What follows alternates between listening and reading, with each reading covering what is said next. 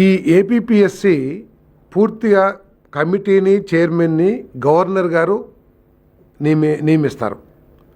APPSC వ్యవహారాల్లో ప్రభుత్వ జోక్యం కుదరదు. ప్రభుత్వ సూచనల మేరకు కానివ్వండి, లేకపోతే ఎట్లా కూడా అది సాధ్యం కాదు. అది ఏ రూల్స్ చేంజ్ చేయాలన్నా దానికి ఎప్పటి నుంచో కూడా విశ్వసనీయతతో కూడిన పారదర్శకత్వంతో కూడిన నియమ నిబంధనలు గత కొన్ని దశాబ్దాల నుంచి మరి అమల్లో ఉన్నాయి. ఈ సంస్థ ద్వారా ఎంపికైన మరి అధికారులు అత్యున్నతమైన పరిపాలన కూడా అందించారు. ఈ రాష్ట్రంలో ప్రభుత్వం చేసే విధానపరమైన నిర్ణయాల్ని అమలు చేయాల్సిన బాధ్యత ఈ సంస్థ ద్వారా ఎంపిక కాబడిన అత్యున్నత స్థాయి ఉద్యోగస్తుల చేతుల్లో ఉంటుంది. మరి వారు పారదర్శకంగా ఎంపికై వారు ఇవన్నీ కూడా ప్రభుత్వ విధానాలు అమలు చేయాలి. అంతేగాని దొడ్డిదారిన కరప్టివ్ మోడల్లో వచ్చిన అధికారుల చేతుల్లో మరి ఈ విధానాలు ఏ విధంగా కరప్ట్ అయిపోతాయో కూడా ఒకసారి ఆలోచించాల్సిన అవసరం ఉంది. ఏపీపీఎస్సిని పూర్తిగా సిద్ధం చేసింది. ఎందుకు? సెక్రటరీ కానీ ఎవరైనా కానీ దాంట్లో ఎటువంటి నిర్ణయం తీసుకున్నా కూడా, రూల్స్ ఎటువంటి చేంజెస్ తీసుకున్నా కూడా పూర్తి కమిటీ అప్రూవల్, ఆ చేంజెస్ని గవర్నర్ గారి ద్వారా ఆమోదింపు చేసుకోవటం ఏపీపీఎస్సీ యొక్క బాధ్యత. కానీ ఈ బాధ్యతని పక్కన పెట్టేసి అసలు ఉన్న విధానాల్ని ఎస్టాబ్లిష్డ్ ప్రొసీజర్స్ని తొంగలు తొక్కేసి తమ ఇష్టం వచ్చినట్లు సెక్రటరీ గారి మరియు ఐపీఎస్ అధికారి కనుసంజలో పూర్తిగా ఆయన బంట్రోతులాగా పనిచేసిన ఐపీఎస్ అధికారి కనుసన్నల్లో ఈ మూల్యాంకనం జరిగింది. 95% ఎంపికైన అభ్యర్థుల ప్రశ్నపత్రాల్లో మరి ఈ అవకతవకలు కనపడ్డాయని చెప్పేసి సిఎఫ్ఎస్ఎల్ రిపోర్టు చాలా స్పష్టంగా కూడా తెలియజేస్తుందని చెప్పేసి నేను మనం చేస్తాను.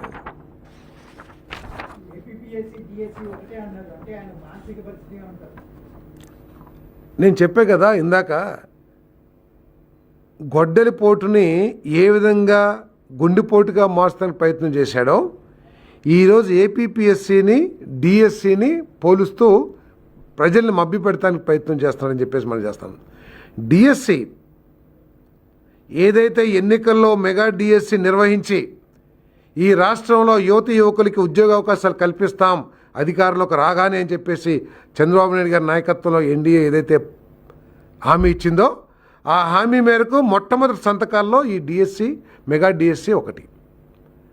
ఈ పరీక్ష అత్యంత పారదర్శకంగా నిర్వహించిన తర్వాత, ప్రభుత్వ జీవోల ప్రకారం ప్రభుత్వ నిబంధనల ప్రకారం నిర్వహించిన తర్వాత దాదాపు 300 కేసులు ఈ నియామకాలని ఈ దాదాపు 16,500 యువకుల అవకాశాలని దెబ్బతీసే విధంగా కోర్టుల్లో 300 కేసులు ఫైల్ చేస్తే ఆఖరికి హైకోర్టు ఒక కేసులో మీ కేసుల్లో కుట్రకోణం దాగున్నట్టు కనపడుతుందని వ్యాఖ్యానించిందంటే దానికి ఏపీపీఎస్సి 3 సార్లు మార్చింది.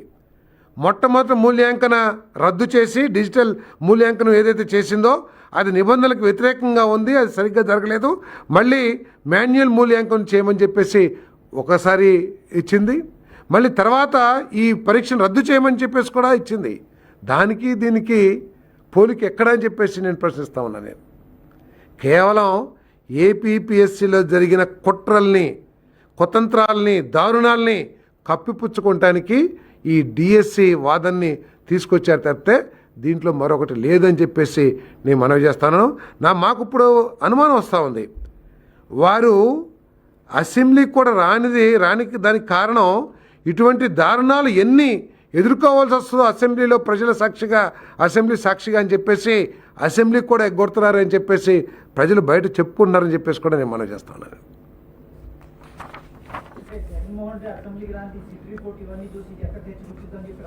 తప్పకుండా.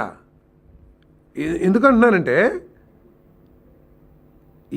ఇప్పుడు జయప్రకాష్ నారాయణ గారు ఉన్నారు, లోక్శక్తి, ఆయన ఒక్కడే సభ్యుడు. భారతీయ జనతా పార్టీ ఈరోజు అప్రతిహతంగా 15 సంవత్సరాల నుంచి పరిపాలన చేస్తున్న భారతీయ జనతా పార్టీకి ఉమ్మడి ఆంధ్రప్రదేశ్ అసెంబ్లీలో ఒకే ఒక వ్యక్తి కిషన్ రెడ్డి గారు, తర్వాత ఇంకొక బై ఎలక్షన్లో గెలిచిన గౌరవ శాసనసభ్యులు భారతీయ జనతా పార్టీకి సంబంధించిన వాళ్ళు ఇద్దరే ఉండేవాళ్ళు, ఒకళ్ళే ఉన్నారు. అయినా కూడా వాళ్ళు వచ్చి ప్రభుత్వాన్ని నిలదీసి ప్రజల సమస్యల్ని ప్రజల దృష్టికి తీసుకొచ్చి ప్రభుత్వాన్ని నిలదీసి ప్రజలకి అనుకూలంగా అనేక నిర్ణయాలు తీసుకొచ్చారు. 11 మందిని గెలిపించారు. 40% ఓట్లు వచ్చాయని చెప్పేసి చంకలు కొట్టుకుంటున్నారు. మరి 40% ప్రజల ఆకాంక్షల్ని తొంగలో తొక్కి అవమానించి అసెంబ్లీకి రాకపోవడానికి కారణం ఏమిటి? 5 సంవత్సరాల్లో తాము చేసిన కుట్రలు, కుతంత్రాలు, దారుణాలు, దోపిడీలు అన్నీ కూడా బయటపడితే అసెంబ్లీ సాక్షిగా అని చెప్పేసి భయపడి రావట్లేదని చెప్పేసి ప్రజలందరూ కూడా భావిస్తున్నారని చెప్పేసి నేను మనవి చేస్తా ఉన్నాను.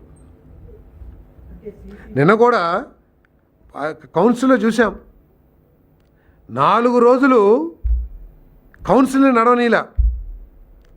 వారు వేసిన ప్రశ్నలే ప్రజలకు సంబంధించి, దాని మీద ఇంట్రెస్ట్ లేదు.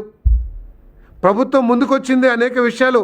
ఎల్నినో ఈరోజు రాష్ట్ర రైతాంగాన్ని అతలాకుతలం చేస్తున్న, భయానికి గురి చేస్తున్న ఎల్నినో వాతావరణ పరిస్థితుల మీద చర్చించడానికి, దాని ద్వారా ఎల్నినో పరిస్థితులు అధిగమించడానికి ఏం చేయాలి, ఏం చేస్తుంది, తర్వాత మీ దగ్గర నుంచి సూచనలు తీసుకోవడానికి ప్రభుత్వం సిద్ధంగా ఉంటే మీరు కౌన్సిలింగ్గా నడపనీలా. కానీ మీ వ్యక్తిని తీసుకెళ్ళి డిప్యూటీ చైర్మన్గా కూర్చోబెట్టుకుని 3 గంటలు ప్రతి ఒక్కళ్ళు మాట్లాడే వరకు కూడా ఆ కౌన్సిల్ సమావేశం నిర్వహించుకున్నారే. ప్రజలందరూ అర్థం చేసుకోవాలని చెప్పేసి మనం చేస్తాను. ఈ గొడ్డలి పార్టీకి అధికారం అనేది ఒక తమ స్వార్థం కోసం వినియోగించుకునే ఆయుధంగా భావిస్తున్నారు తప్పితే అధికారం అనేది ప్రజల జీవితాల్లో మేలు చేయటానికి, వాళ్ళ జీవితాలకి భవిష్యత్తుకి బంగారు పునాది వేయటానికి కాదనేది ప్రజలు అర్థం చేసుకోవాలి. గొడ్డలి పార్టీ యొక్క సిద్ధాంతం అని చెప్పేసి మనం చేస్తాను.